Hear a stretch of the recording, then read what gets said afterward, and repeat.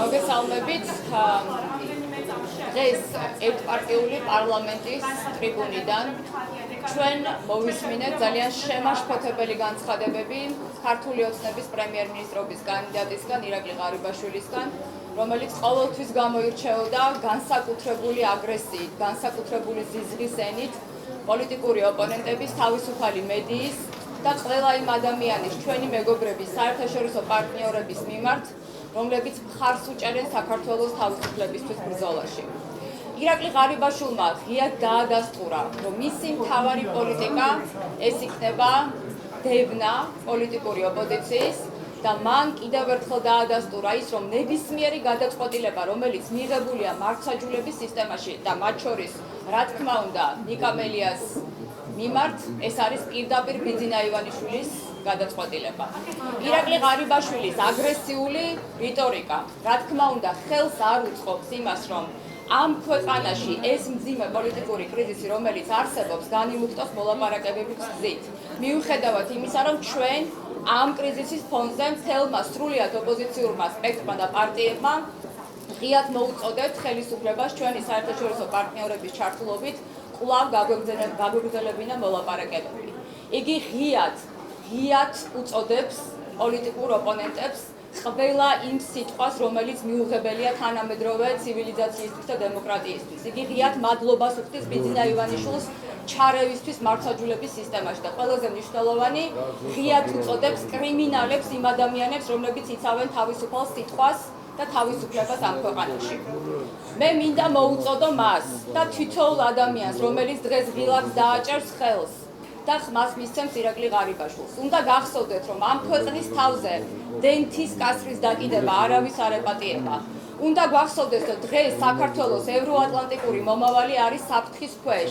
უნდა გვახსოვდეს, რომ ის ყველაფერი, რაზეც საუბრობს ირაკლი ღარიბაშვილი, იმას მაგივრად, რომ ისაუბროს გაუბედურებულ და გაპარტახებულ ეკონომიკაზე, იმის მაგივრად, რომ ისაუბროს ვაქცინაციაზე, იმის მაგივრად, რომ ისაუბროს ბიზნესზე, რომელიც სულს ღაფავს, იმის მაგივრად, რომ ისაუბროს მოქალაქეებზე, რომელსაც საერთოდ არავითარი შემოსავალი არ აქვს, კვლავ მისი რიტორიკა გრძელდება ნაციონალური მოძრაობის და მისი პოლიტიკური ოპონენტების ჭრილში.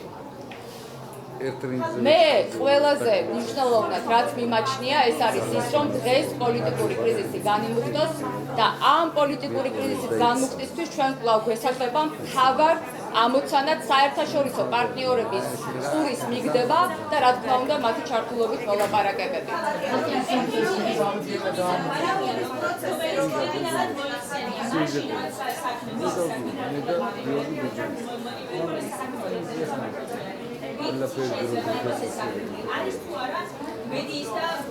რა თქმა უნდა ეს არის დევნა თავისუფალი მედიის და კერძოდ დიახ ნიკა გვარამიას წინააღმდეგ, როდესაც პირდაპირ აცხადებს პრემიერ-მინისტრობის კანდიდატი ადამიანი, რომელიც ღიად ემუქრება არა მხოლოდ პოლიტიკურ ოპონენტებს, არა მხოლოდ მედია მენეჯერებს და ნიკა გვარამიას და ყველა ადამიანს, ვინც თავისუფალ სიტყვას იცავს, არამედ ღიად შეურაცხყოფას აყენებს ჩვენ საერთაშორისო სტრატეგიულ პარტნიორებს და გვახსოვს ყველას, როგორ მოიხსენია მან ჩვენი მეგობარი ლიეტვიდან, რომელიც ჩამოვიდა აქ პოლიტიკური კრიზისის განმუხტისთვის. ამიტომ შესაბამისად ფაქტი არის ერთი, ეს ადამიანი გამორჩეულად ზის თესავს და ყოფს საზოგადოებას, ამიტომ შესაბამისად ის, რომ საქართველოში პოლიტიკური მართლმსაჯულებაა, რა თქმა უნდა, კიდევ ერთხელ დადასტურდა მისი სიტყვები. კიდევ ერთხელ დადასტურდა, რომ ბიძინა ივანიშვილის გარეშე ამ ქვეყანაში არ მიიღება არც ერთი სასამართლო გადაწყვეტილება.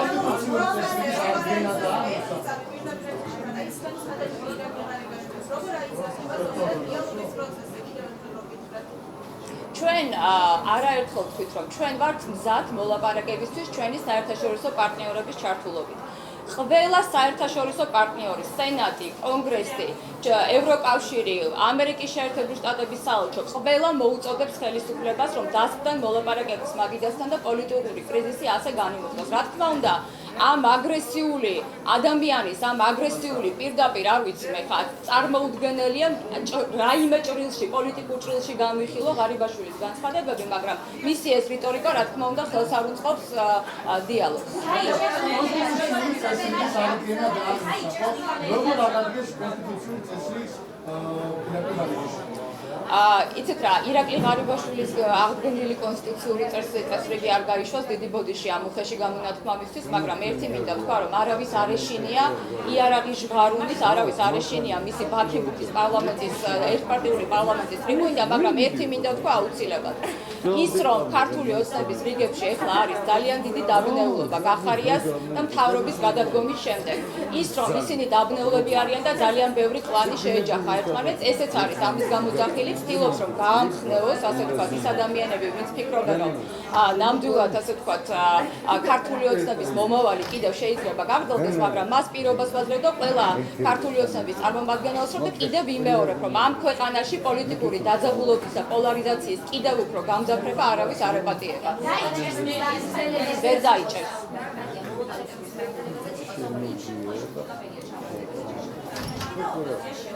იმ შემთხვევაში თუ ქართული ოცნება გადაწყვეტს, რომ ძალისმიერი შტურმით აიღოს მთავარი ოპოზიციური პარტიის შენობა, რაზეც დღეს მიანიშნებდა ირაკლი ღარიბაშვილი.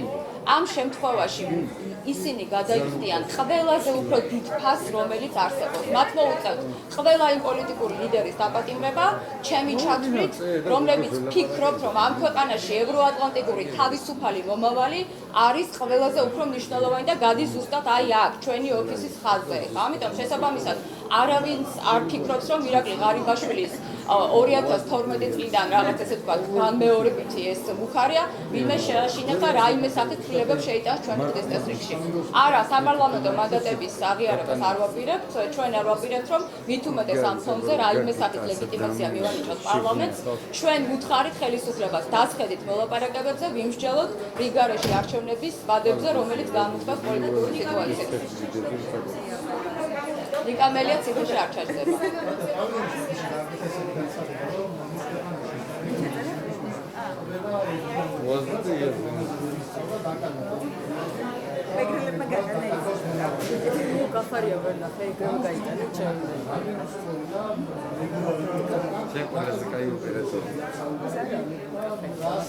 მე შევახსენებ საზოგადოებას და მათ შორის შევახსენებ ყველა იმ ადამიანს, რომლებიც ახლა არიან ამ ერთპარტიულ პარლამენტში, განსაკუთრებით რა თქმა უნდა ის ადამიანები, ვინც აღფრთოვანებით უყურებენ ამ ზიზღის რიტორიკას ირაკლი ღარიბაშვილის მხრიდან და განსაკუთრებით იმ ადამიანებს, ვინც ტაშს უკრავენ ჩვენი ლიტველი მეგობრების ძალიან დიდ, ასე ვთქვათ, გულისხმიერ მცდელობას პოლიტიკური კრიზისი განიმუხნოს.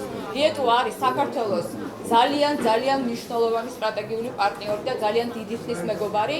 მათ თავის თავზე გამოიარეს და თავის თავზე ასე ვთქვათ, გადაიტანეს ის ყველა მუხარა და ის ყველა ასე ვთქვათ, ის დიდი გზა, რომელიც მათ გაიარეს ევროკავშირში გაწევრიანებისთვის და ჩრდილოატლანტიკურ სტრუქტურებში. ამიტომ ყველაზე მნიშვნელოვანი არის ის, რომ რა თქმა უნდა ჩვენ სტრატეგიულ პარტნიორებს უნდა დაუგდოთ ყური.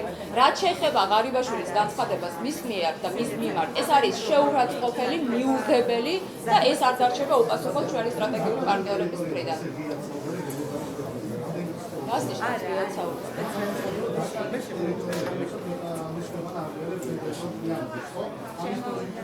ლიტვა არის ქვეყანა, რომელიც რა თქმა უნდა აღიარებს ჩვენს სუვერენიტეტს, ტერიტორიულ მთლიანობას და ძალიან კარგად იციან როგორია ოკუპაცია. ამიტომ შესაბამისად კიდევ ვიმეორებ, მათზე დიდი გულშემატკივარი ამერიკის შეერთებულ შტატებთან, ესტონეთთან, ლიტვასთან, მთელ თავისუფალ სამყაროსთან ერთად ჩვენ რა თქმა უნდა ამ ბრძოლაში არ ვყავს. დიახ.